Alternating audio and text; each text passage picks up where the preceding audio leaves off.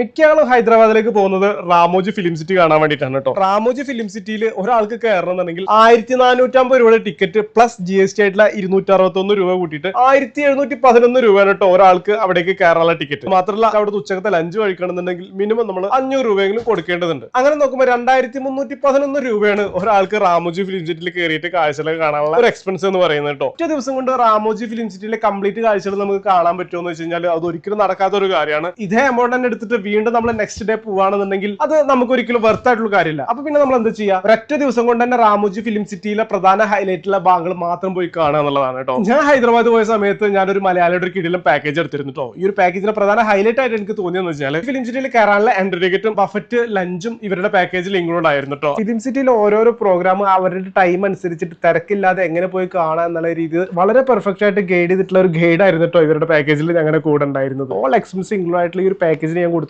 വെറും 8999 രൂപ ആയിരുന്നു കേട്ടോ. അപ്പൊ നിങ്ങൾക്ക് ആർക്കെങ്കിലും ഈ ഒരു പാക്കേജ് ഒക്കെ ബുക്ക് ചെയ്യണമെന്നുണ്ടെങ്കിൽ 99 46 65 99 15 എന്ന നമ്പറിൽ നിങ്ങൾ ഇപ്പൊ തന്നെ വാട്സ്ആപ്പ് ചെയ്യുക. അപ്പോൾ നിങ്ങൾ ഏതെങ്കിലും ഫ്രണ്ട്സ് ഒക്കെ റാമോജി ഫിലിം സിറ്റി കാണാൻ വേണ്ടിയിട്ട് ഹൈദരാബാദ് പോകുന്നുണ്ടെങ്കിൽ അവർക്കൊക്കെ വീഡിയോ നിങ്ങൾ ഇപ്പൊ തന്നെ ഷെയർ ചെയ്ത് കൊടുക്കുക. ഇതുപോലുള്ള ട്രാവൽ ബഡ്ജറ്റ് വീഡിയോസിനായിട്ട് FJ Vlogs അക്കൗണ്ട് ഇപ്പൊ തന്നെ ഫോളോ ചെയ്യുക.